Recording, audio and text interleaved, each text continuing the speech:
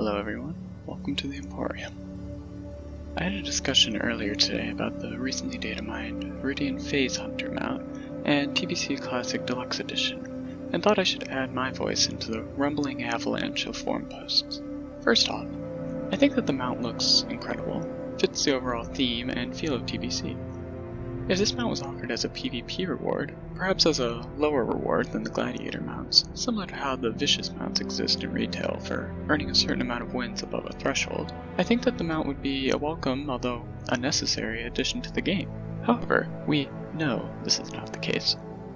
The mount appears to be tied to the TBC Classic Deluxe Edition, which also provides 2 items from the WoW trading card game.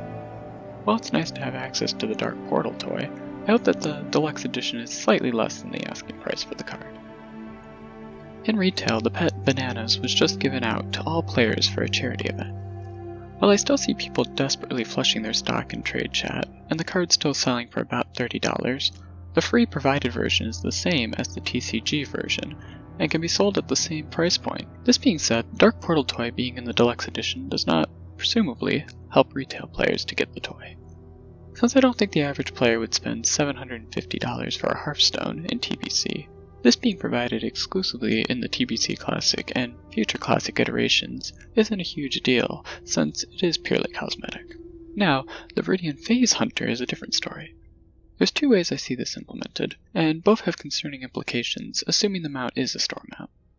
Either the Deluxe Edition provides you the ability to buy the mount with gold, and it acts similar to other ground mounts, and is exclusively a skin available to you, or the mount is given for free to the player as soon as they have the relevant riding skill, and the need for a ground mount is bypassed. The first approach is far less problematic, but brings the concern of a battle pass system into WoW. Hearthstone added a battle pass that provides character portraits that allowed portraits to be churned out faster.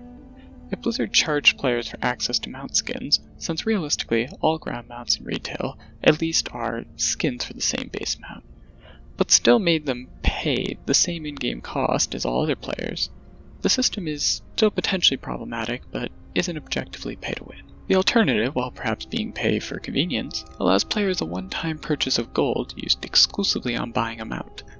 Factor in the one-time boost service, and a new player could dish out, say, $100 to have a level 58 with potentially an epic mount, as I believe the boost comes with a level 40 mount already, but no indication of what the Warpstalker will be.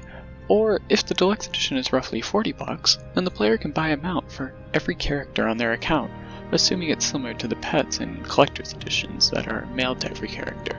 It's important to note that the cost will be more heavily leaning towards the training with TBC Classic, and the quality of the mount will be less impactful. But depending on the starting implementation, or when the mount gets added, it could affect the tail end of Classic. Granted, I don't remember Warpstalker training being in Classic last time I played, so it might not be in the free patch unless the writing changes are also implemented at the same time. While this might not seem major, as people with excessive gold can already get all of their mounts, and arguably someone with numerous alts either has a large sum of gold in Classic already, or at least has level 40 mounts on their alts. This still potentially removes a barrier of entry into WoW, and allows people to bypass a hurdle that others had to go through naturally. Another MMO I play frequently is The Elder Scrolls Online. In ESO you get a free mount at level 10 that's shared across the entire account. However, you can buy a mount skin from the store and unlock riding at level 1.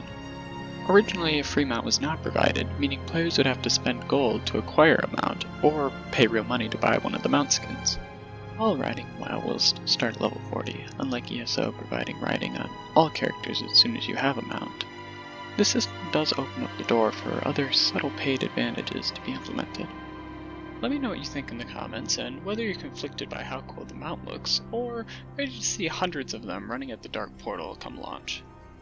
I'm finishing up a video on itemization in MMOs, specifically focusing on WoW. So if you'd like to be informed on when that video goes live, come join the Discord, link in the description. And subscribe and ring the gong like the Scarab Lord that you are.